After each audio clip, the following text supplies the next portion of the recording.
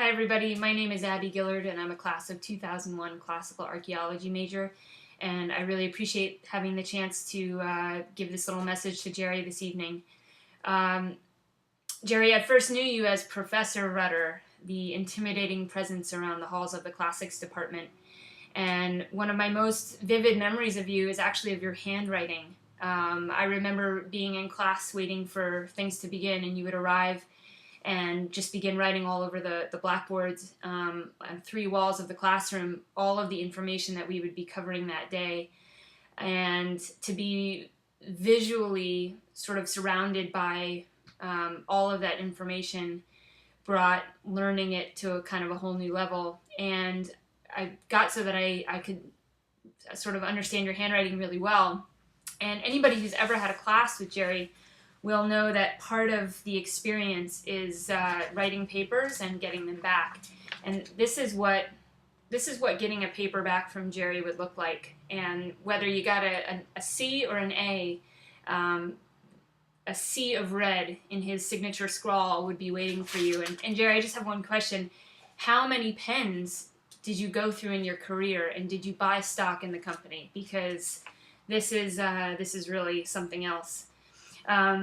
But, you know, I guess I always appreciated that no matter how much zeal it seemed you took in pointing out failings in our grammar or in our argumentation, that when something did go well and we did make a good point, you were always ready and willing to recognize it, usually in the form of a single word like good or bravo with a exclamation point and a deep furrow red line from pushing into the paper really hard. And that emphatic one word would keep me coming back for more. And I used to look through my papers hoping that I'd see a few of those. And that would be how I knew I had really done a good job. And I guess the best way I can put it is that getting papers back from you and being your student in general is kind of like playing golf if you're a beginner. I mean, more than half the time things are going to go really, really wrong, and you whiff and things go a different way than you wanted them to, and you try everything you can and it just doesn't work out. But there's always those 1 or 2 shots that you connect perfectly and sail straight and go exactly where you want them to go.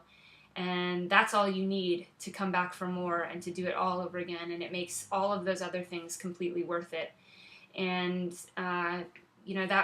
that's what being a student of Jerry's is like. Is really searching to have those moments. And he wasn't going to give anything away. So you knew if you got one of those goods in the column next to your writing that you had done something really special. As you can see, I've never been able to really part with some of the things from my college days, and I think part of that is maybe wanting to hold on to those good memories and keeping a connection to the material that really gave me a lot of passion and inspired me as a student. And when I was thinking about being Jerry's student, I realized that most of his lessons went far beyond the archaeology or the ancient history or the language, and really brought about how important the act of critical examination was, and that really looking deeply into analysis was almost as important as the material that you were learning. And I guess without monopolizing everybody's time, I can, with anecdotes and things, I could just say that being on the Classics FSP to Greece during my college career was the most transformative educational experience that I've ever had. And Jerry, you were solely responsible for that. I mean, being in that kind of learning environment, seeing your expertise, the breadth and the depth of it, and being in that kind of an intense learning environment was really something that I've never seen or heard replicated ever again. And it really changed my life in a lot of profound ways. And I know there are other students who feel that way too, and we've never really been able to explain why. It's just the way it is. It's also why when I was invited to be the TA on the trip some years later, I didn't hesitate for a second. Even though it meant taking a break from some other things I was doing in my life, I just knew that having the opportunity to go back and spend that time not as a student but kind of on the other side of the fence would be something that would be fairly valuable and very very important for me as a person. And I can definitely say that after almost 4 months of almost nightly dinners with Jerry, that I realized I've been gifted with something special, and it was a great way to get to know somebody who had been part of my undergraduate experience in a little bit of a different way, and take some extra connection with me when I went off to do my thing.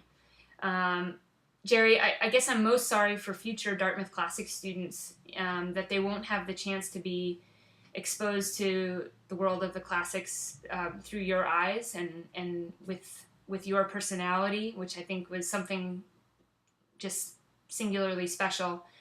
And I'm so appreciative of all the time that you gave us as students, both in the classroom, but then the support and time that you gave us outside of the classroom as well.